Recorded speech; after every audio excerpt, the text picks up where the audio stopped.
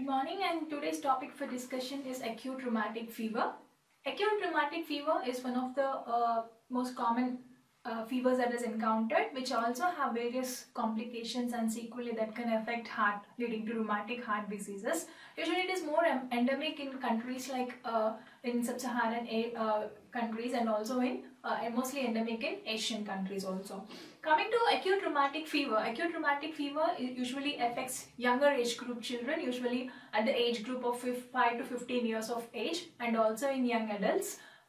Usually it is a systemic disease of childhood, and this acute rheumatic fever is usually caused by a causative organism. For this is group A beta hemolytic streptococcus, and it is actually a delayed non-suppurative sequelae of this upper respiratory tract infections, usually which are encountered in young children, like pharyngitis and various skin infections can have a late sequelae or can have a complication leading to acute rheumatic fever. Usually this acute rheumatic fever is actually a delayed immune response. It is a diffuse inflammatory disease of connective tissue. Acute rheumatic fever will primarily involve heart, blood vessels, joints, subcutaneous tissues and central nervous system. Why it actually involves heart? Why heart is most commonly involved? It is because the antigens of this streptococcus mostly cross-react with the cardiac myosin filaments, and also with the also the sacroiliacal membrane proteins of the heart. Okay, so when they actually cross-react with them, it can lead to damage of the heart, especially the pericardium, endocardium, and all the three cardiac layers, causing pancarditis, which is a sequelae of this rheumatic fever, which is one of the clinical manifestations of this rheumatic fever. And these antibodies for these streptococcus can cause lesions in the joints, especially leading to arthritis, and also in the heart valves also. So this is about the how this actually the immune mediated response, or the delayed immunity leading to this cardiac lesions, etc. And it is usually seen in 5 to 15 years of age group, and it is rare in very young children, especially for less than 3 years of age group. Girls or women are more commonly involved than boys. And the various risk factors include environmental factors, which include overcrowding, poor sanitation, poverty, etc. The incidence is more in fall and winter and in early spring, and usually rarely seen in summer season, that is very hot, and also very rarely seen in tropics also. Coming to the pathology, as discussed, it is a delayed immune response to the infection with group alpha beta hemolytic streptococci, and after a late period of 1 to 3 weeks, once the infection occurs, especially the tonsillitis or pharyngitis, after 1 to 3 weeks period of time, an antibody induced immunological damage, that's why it is called a delayed response. Okay, an antibody induced immunological damage can occur to heart walls, joints, subcutaneous tissues, even to the basal ganglion of brain, leading to various clinical manifestations. What is this group A beta hemolytic streptococcus? It is a bacteria, and the strains that usually produce rheumatic fever of these GABH streptococci include M types, and the strains are 1, 3, 5, 6, 18 and 24. How do they actually have portal of entry?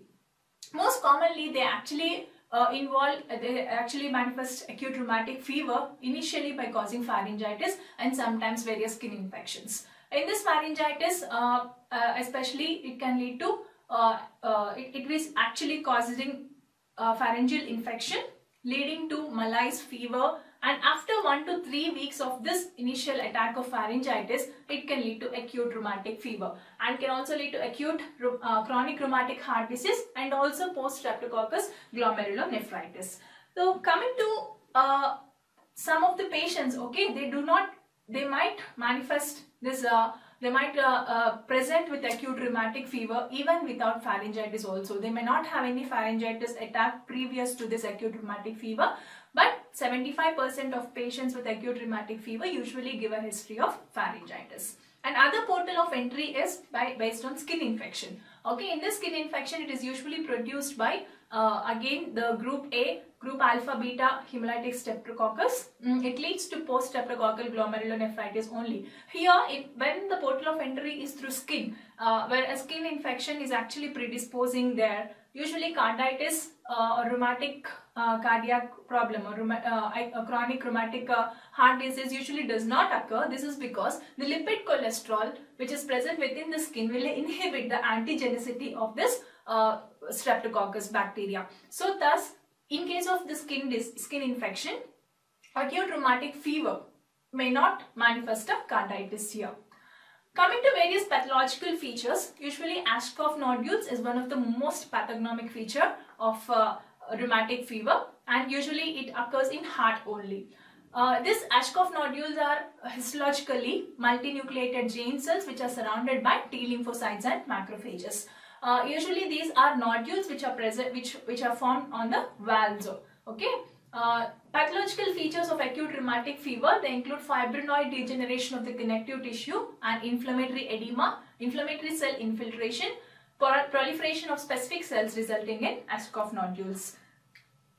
And various other symptoms, various other clinical manifestations include pancarditis, arthritis in joints, Ashkoff nodules in subcutaneous tissue, and this is a picture which is showing histopathological picture which is showing Ashkoff nodules present in rheumatic heart disease, where you can see multinucleated giant cells which are surrounded by macrophages and T lymphocytes. And other clinical manifestations include basal gangliar lesions which are resulting in chorea. Coming to each individual factor, okay, coming to arthritis, which is one of the pathognomic feature. Again, as we discussed, it is caused because of the antibodies which are produced against the streptococcus, and these antibodies can cause arthritis, which are the self autoimmune autoantibodies which will lead to arthritis. Arthritis in acute rheumatic fever is usually asymmetric, okay, and it has a pathognomic fleeting arthritis or migratory arthritis, polyarthritis involving major joints, usually different major joints, and these can this shows a pathognomic feature of migration, that is one joint is involved at one period of time and later in a week or two it enters into the this arthritis can be seen at the other joint. Usually the joints which are most commonly involved are ankle joints, knee joints, elbow joints and wrist. Occurs in 80% of individuals who are suffering from acute rheumatic fever, and the involved joints are usually tender, erythematous, and they are swollen in nature. Children of less than 5 years, arthritis is usually mild, but carditis is usually more prominent in those cases. In younger age group kids, especially of less than 5 years old, arthritis is more predominantly seen than carditis. Now coming to carditis. This acute rheumatic fever, this manifests as pancarditis involving all three layers, that is endocarditis, myocarditis and pericarditis, lesion that in turn results in pancarditis, usually seen in 40 to 50% of cases. And the clinical manifestations are usually patients present with breathlessness, tachycardia. Patients will also have palpitations, etc. And there is a pathognomic feature, that is Carey-Coombs murmur. This Carey-Coombs murmur is usually a silent murmur. It is a modified version. It is typically due to valvitis, and these nodules usually are forming. This is because of the nodules that are forming on the mitral wall of the heart. On the mitral wall leaves of the heart, there are certain nodules are formed, resulting in this Carey-Coombs murmur. And they also have fish mouth walls, which is because it is usually seen in the chronic phase. It is because of fibrosis, calcification and stenosis of the heart walls, resulting in an appearance like fish mouth, and hence they are also called as fish mouth walls. Now coming to another clinical manifestation, which is nothing but Sydenham chorea, also called as St. Vitus dance or chorea minor. Why is this called so? Because patients, actually this is a neurological manifestation, usually seen as a late neurological manifestation, usually seen after 3 months of period. After reduction of this rheumatic fever, after subsiding, after the rheumatic fever subsides, this manifests after 3 months period of time as a late neurological manifestation. Here patients usually have emotional liability. They develop various sudden jerky movements, and they have they show certain signs, or they manifest as different clinical signs like pronator sign, jack in the box sign, and these features which they actually show resemble particular dance form, that is nothing but St. Vitus dance form, and hence this is also called as St. Vitus dance or Sydenham chorea. Usually they manifest as clumsiness, deterioration of handwriting, emotional liability, grimacing of face. The various hand signs they show are, as we discussed, pronator sign, and the tongue, the tongue is usually present outside the mouth, and it is called as Jack in the Box sign, and milking sign of the hands is also usually encountered in these patients. Coming to the skin manifestations. In the skin manifestations, erythema marginatum is one of the skin manifestation, and this erythema marginatum shows a characteristic serpentinous pattern erythematous ulcers and lesions. They are unique and transient. They are usually serpentinous looking lesions which are erythematous in nature. Most commonly affected is back of the neck, and they have a characteristic feature of pale center with a red margin, regular margin. Trunks, limbs are most commonly involved, and they are usually non-itchy, non-pruritic. They are often associated with chronic carditis. Now coming to subcutaneous nodules, usually seen in less than 10% of individuals, and these subcutaneous nodules are painless, pea-sized palpable nodules, and they are most commonly seen on the extensor surface of joints, on the spine, scapula and scalp. They are strongly associated with strong seropositivity. When the ASO titers are high, they are mostly commonly seen when there is association of strong seropositivity, and these subcutaneous nodules are always associated with severe carditis. Now coming to few other features which are usually called as minor features, and these include fever up to 101 degrees Fahrenheit, arthralgia can be seen, pallor, anorexia, loss of weight are other minor features. Now acute rheumatic fever is actually a clinical diagnosis. To tell that it is an acute rheumatic fever, it has to fulfill a criteria called as Jones criteria. Jones criteria has major criteria and minor criteria, and these major criteria include carditis, arthritis, we have chorea, we have erythema marginatum and subcutaneous nodules. Coming to minor criteria, it can include arthralgia and fever, and various laboratory features such as erythrocyte sedimentation rate has to be elevated. There should be elevated C-reactive protein and prolonged PR interval. Coming to various laboratory findings, usually they manifest as high ESR, that is erythrocyte sedimentation rate, and the complete blood picture usually shows us anemia and leukocytosis. Elevated C-reactive protein, ASO titer of greater than 200 Todd units will be seen. Anti-DNase B test is positive in these cases, and we also have throat culture. There is GABH streptococci can be positive. But as we already discussed, this rheumatic fever can occur even without any pharyngitis. But however, throat culture with GABH streptococci can be positive in about 75% of cases.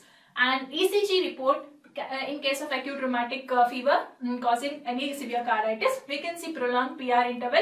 Along with prolonged PR interval, second or third degree blocks, ST depression and T inversion can be seen. In 2D echocardiography, we can see valve edema, mitral regurgitation can be seen, and then also LA and LV dilatation, pericardial effusion and decreased contractility are various other features which can be seen in 2D echocardiography. Now coming to the diagnosis, as we discussed, Jones criteria has to be fulfilled, and mainly it is a clinical diagnosis. No single diagnostic sign or specific laboratory test is available for this. Hence, we have seen a conglomeration of different laboratory investigations, and as we discussed, the diagnosis is based on Jones criteria. However, we have a recently modified, that is modified Jones criteria, it is seen. However, there are few exceptions for this Jones criteria, which include if patient exhibits chorea alone, then also we can treat it as acute rheumatic fever. And late onset carditis with no other explanation, then treat it as acute rheumatic fever. In those cases, probably the acute rheumatic fever might be undiagnosed, or patient would not have reported to a physician with a fever then. Patients who are documented with RHD or prior rheumatic fever or one major criterion, or having fever, arthralgia or high CRP can also, it can also suggest recurrence and has to be treated as rheumatic fever again. Coming to the management. Management is of 4 steps. Initial step 1 is primary prevention, that is eradication of this streptococci. Step 2 includes anti-inflammatory treatment given with aspirin or steroids, and step 3 is supportive treatment, and step 4 is secondary prevention, that is prevention of recurrent attacks.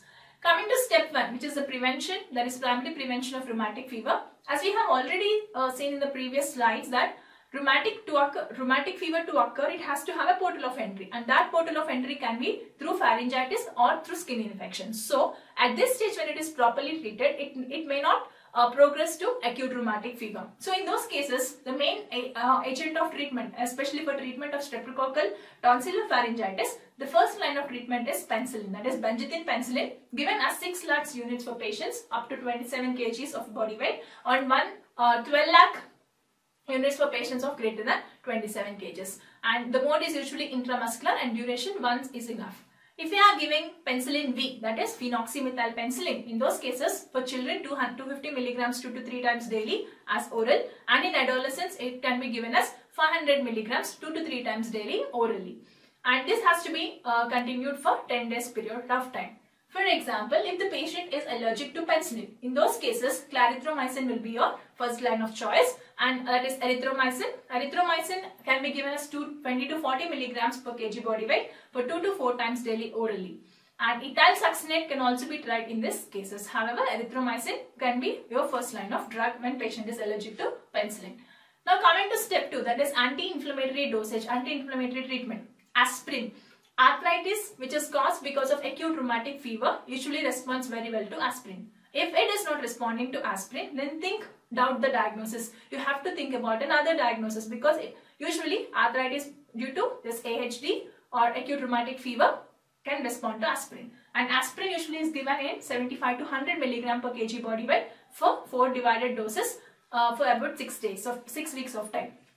In case of carditis, in this acute inflammation of all the pericardium, all the layers of heart, that is pericardium, myocardium and endocardium, prednisolone will be your drug of choice. Here you can give 2 to 2.5 milligram per kg body weight of prednisolone for about in divided doses for 2 weeks. However, taper the dose over 2 weeks, that is while tapering add aspirin to it. This is again a controversy whether to add aspirin or not, but whenever it is been associated with arthritis, adding aspirin will be helpful. It can elevate the symptoms of arthritis also.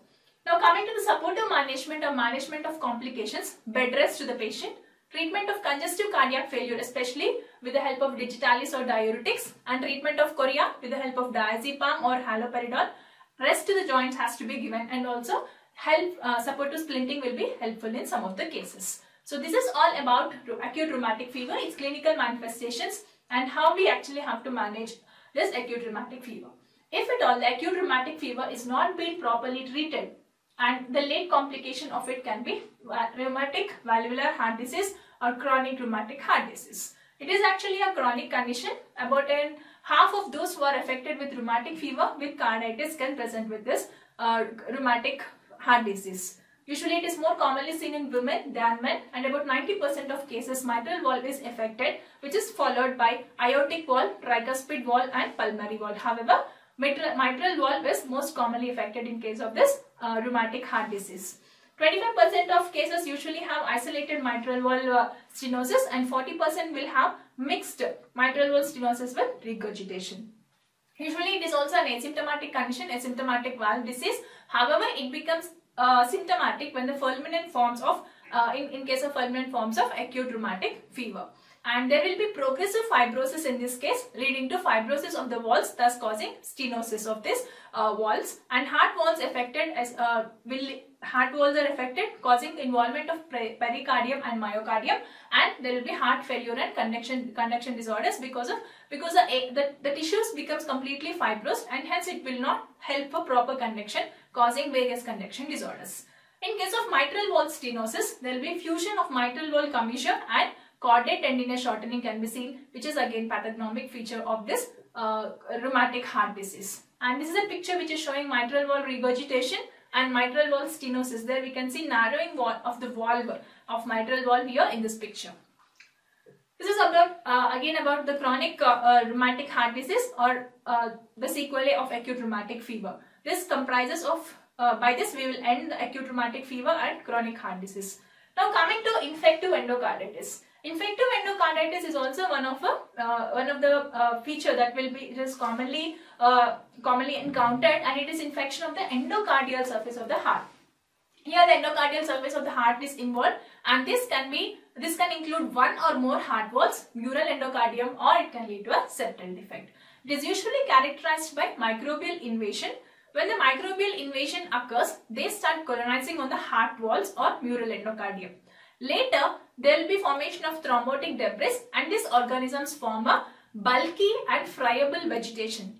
When this friable vegetation is present, this can destruct the underlying cardiac tissue, leading to infective bacterial endocarditis. This infective endocarditis may affect the heart walls. It can affect the ventricular septum, maybe the mural endocardium, and also the intracardiac devices.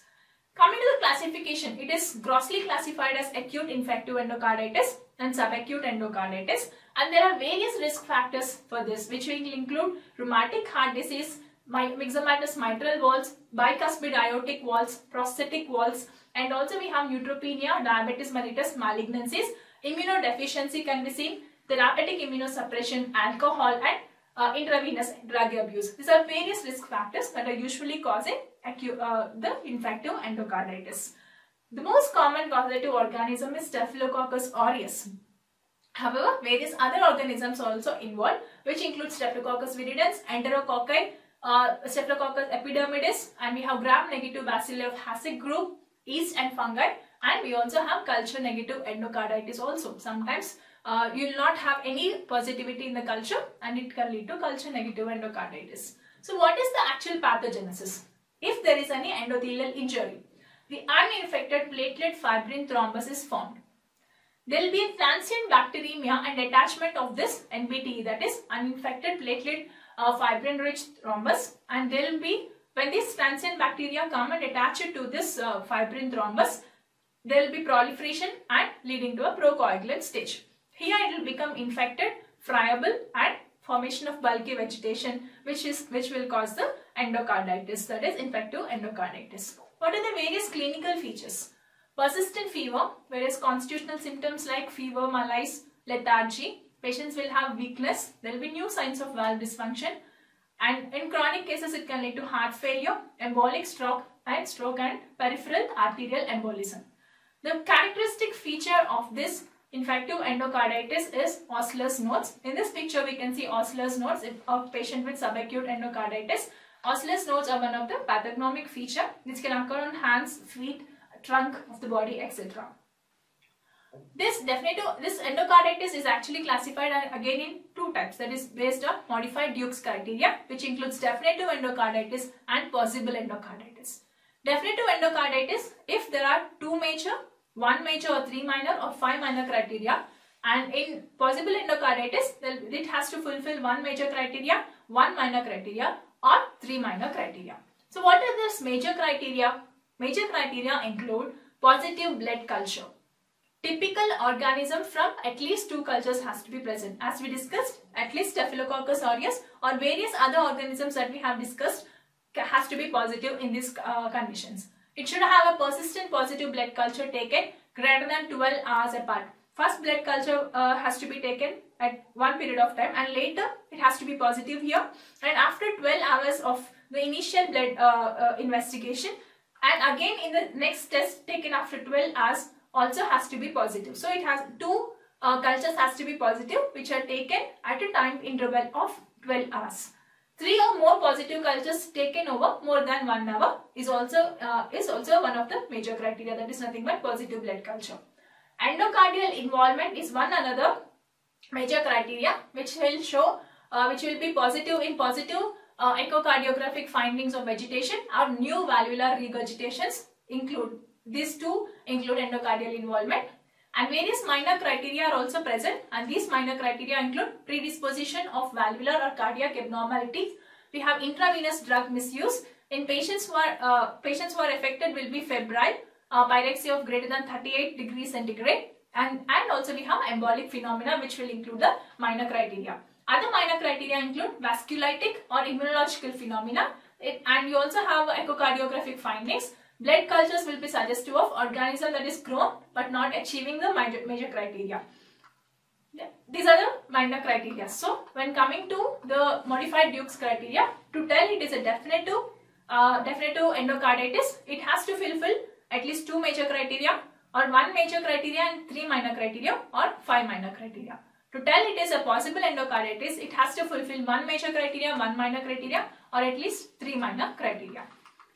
Now coming to the investigations, blood culture is one of the pathognomic, one of the usually done investigation, blood culture and isolation, and ECG to detect any myocardial infarction or any conduction disorders, and chest X-ray has to be taken. Echocardiography will show a transthoracic echocardiography or transesophageal echocardiography can be done, and complete blood picture usually show anemia and leukocytosis.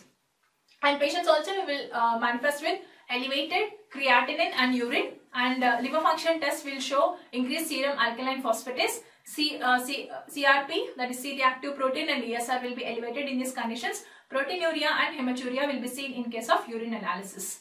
Now coming to the management, antimicrobial therapy is the first line therapy. Antibiotic regimen for infective endocarditis is, if the causative organism is streptococci, benzyl penicillin is the first line of choice, which is given as 1.2 grams for 4 hourly for 4 to 6 weeks, and gentamicin is also given, which will be given as 1 milligram for 8 to 12 hours, 1 milligram per kg for 8 to 12 hours for 4 to 6 weeks.